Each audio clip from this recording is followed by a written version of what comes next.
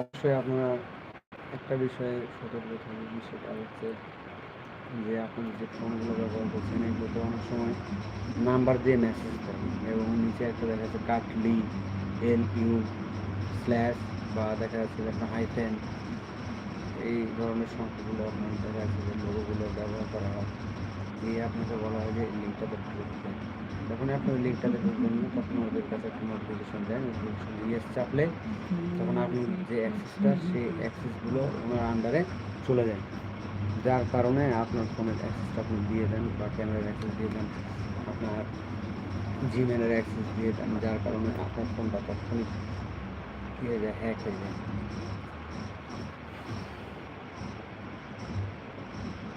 সেজন্য অবশ্যই সতর্ক থাকবেন যে কেউ দেখা যাচ্ছে একটা